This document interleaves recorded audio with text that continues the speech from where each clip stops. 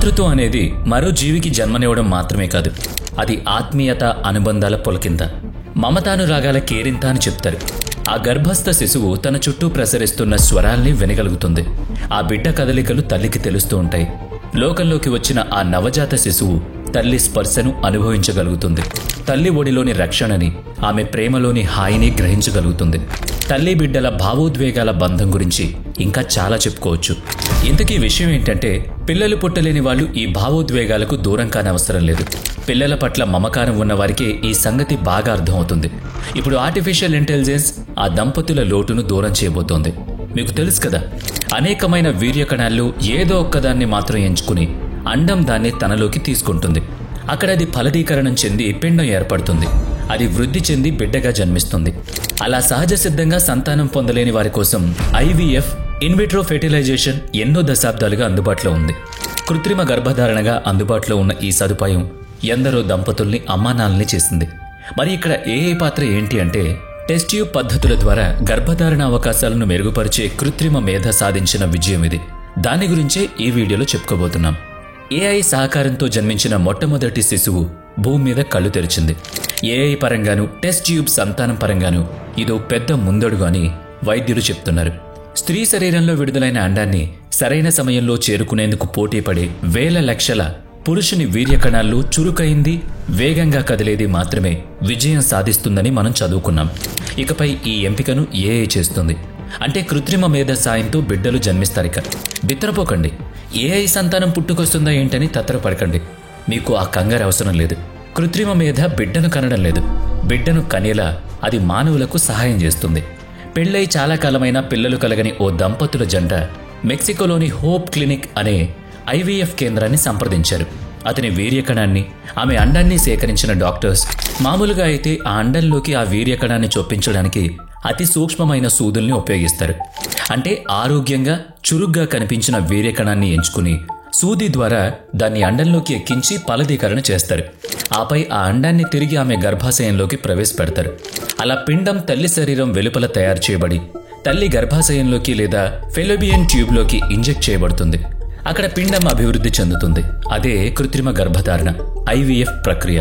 ఈ బిడ్డని test tube baby అని మనం వ్యవహరిస్తాం.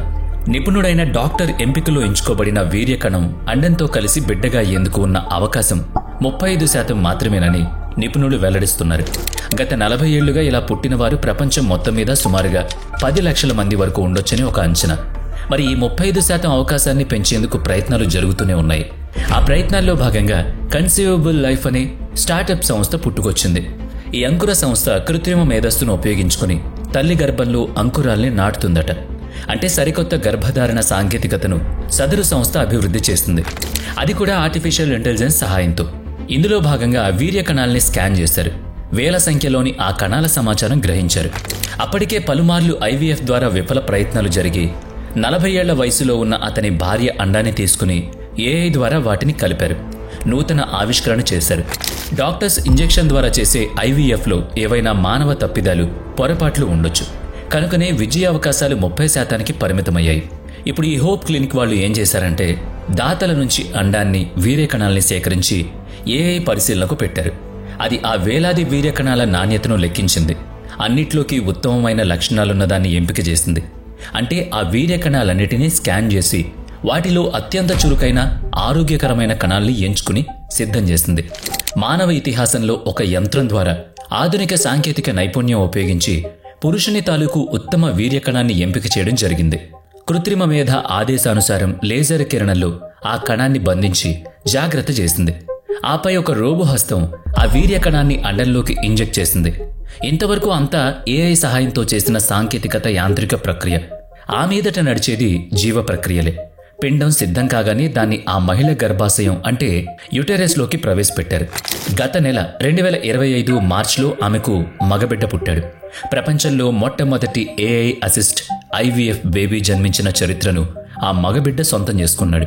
అయితే ఇది చాలా సున్నితమైన, క్లిష్టమైన చర్య అని శాస్త్రవేత్తలు, వైద్య ప్రపంచం అంగీకరించింది.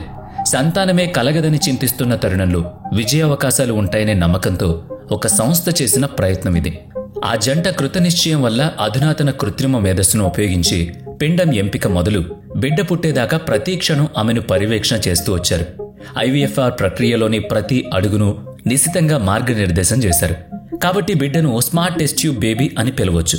ఇది భవిష్యత్తు కాలంలో మరింతగా అభివృద్ధి చెంది మరింత మంది తల్లిదండ్రుల ఆశలకు ఊపిరిపోస్తుంది. పుట్టిన శిశువు ఆరోగ్యంగా ఉన్నట్టు డాక్టర్లు చెప్పారు. ఇంతకీ ఇది భావోద్వేగ జననం అవుతుందా కాదా? మీరు చెప్పండి. ఇది ఒక అధునాతన అద్భుతం. ఏఐ జీవితాలను ఎలా మారుస్తుందో అన్నదానికి ఒక సజీవ ఉదాహరణ ఇది.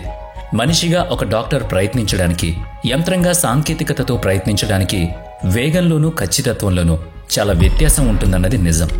ఏఐ సాయంతో సంతాన ప్రాప్తి అవకాశాలు మరింత ఎక్కువ అవుతున్నాయన్నది నిజమవుతుంది కాక, పిల్లలు లేరనే మానసిక వ్యధను దూరం చేసుకునే అవకాశం కలుగుతుంది కనుక ఈ తరహా ఏఐ అసిస్టెడ్ ఐవీఎఫ్ ప్రక్రియ మరింతగా విస్తరించవచ్చు.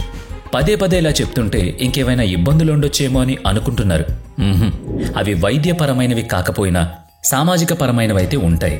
ఇంతవరకు పిల్లలు కలగడానికి ప్రకృతి సహజంగా శారీరక ఇబ్బందులు ఉంటే వైద్య సహాయం పొందడం వరకు మనకు తెలుసు. అయితే ముందు ముందు వీర్యకణం ఎంపిక మాత్రమే కాకుండా అండం ఎంపిక కూడా ఏఐ ద్వారా చేయొచ్చని ఊహిస్తున్నారు.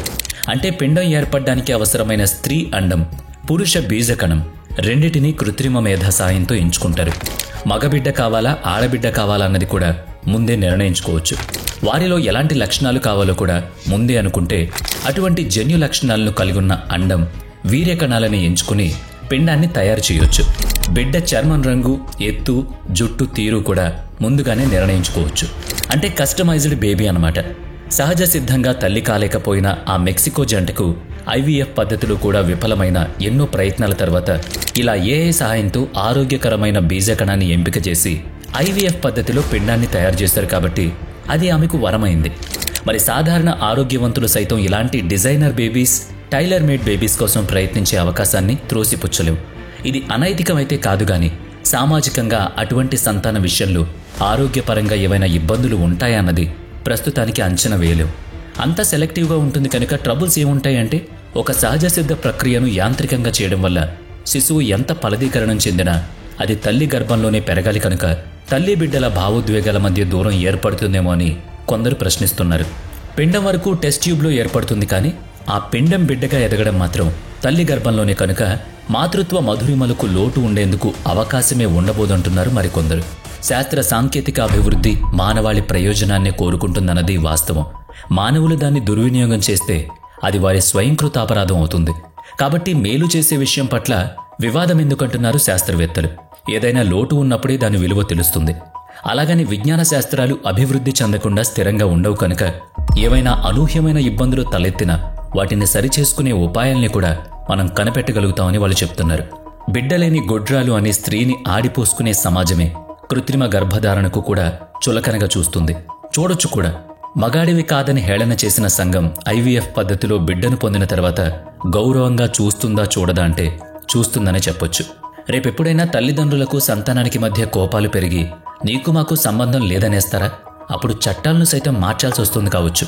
అంటే ఇలాంటి పరిస్థితి ఓ 100 ఏళ్ల తర్వాతైనా రావచ్చు కదా అని ఆలోచన. చూశారు కదా, ఏఐ సహాయంతో ఒక బిడ్డ భూమి మీదకొచ్చాడని సంతోషిస్తూనే ఎన్నెన్ని ఆలోచనలు మనిషి మెదడులో సుళ్ళు తిరుగుతున్నాయో. అందుకే విజ్ఞానం, సమాజం, కుటుంబం, నైతిక ప్రవర్తనలు వేర్వేరుగా ఉంటాయి. అన్నిటినీ చక్కగా సమన్వయం చేసుకుంటేనే సమాజాలు అభివృద్ధి చెందుతాయి. మరి ఈ ఏఐ బిడ్డ గురించి మీ కామెంట్ ఏంటి? వీడియో నచ్చితే లైక్ చేయండి, షేర్ చేయండి. ఇప్పటి వరకు మన ఛానల్ని సబ్స్క్రైబ్ చేయనట్లయితే ఇప్పుడే సబ్స్క్రైబ్ చేసుకుని పక్కనే ఉన్న బెల్ ఐకాన్పై క్లిక్ చేయండి. నెక్స్ట్ వీడియోలో మళ్ళీ కలుద్దాం. Thanks for watching.